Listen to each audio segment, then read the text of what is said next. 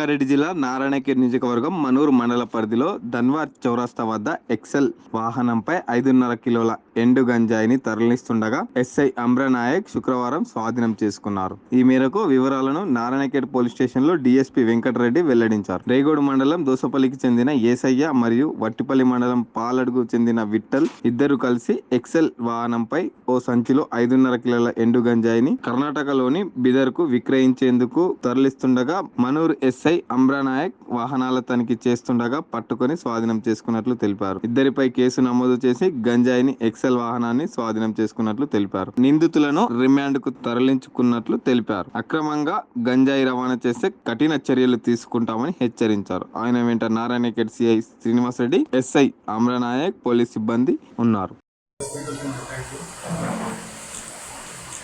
ముఖ్యంగా ఇప్పుడు నారాయణఖేడ్ సర్కిల్లో మనూర్ పోలీస్ స్టేషన్ సంబంధించిన ఎస్ఐ ఉమ్మరే గారు మరియు వారి యొక్క టీం వచ్చి ఈరోజు మధ్యాహ్నం 2:30 ఆ ప్రాంతంలో చెకింగ్ ధన్వార్ చౌరస్తాలో మనూర్ పిలుస్తారు. ధన్వార్ చౌరస్తా వద్ద వెహికల్ చెకింగ్ చేస్తున్నప్పుడు ఒక టీవీఎస్ వెహికల్ మీద ఇద్దరు వ్యక్తులు అనుమానాస్పదంగా పోతుంటే వాళ్ళని చెక్ చేయడం జరిగింది.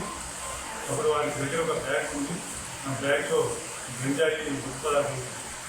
సో ఆ గుర్తుపడాలి ఉండటం వల్ల తర్వాత వాళ్ళని చెక్ చేసి సెర్చ్ చేసిన తర్వాత వాళ్ళు ఒక తప్పులు ఒప్పుకున్నారు.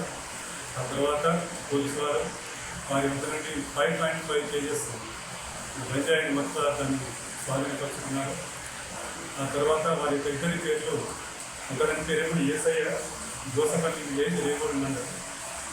ఇతను వాళ్ళు చెప్పిన ప్రకారం ఇంతకుముందు పంట 4 మొక్కలు ఆయన వ్యవసాయ భూమిలో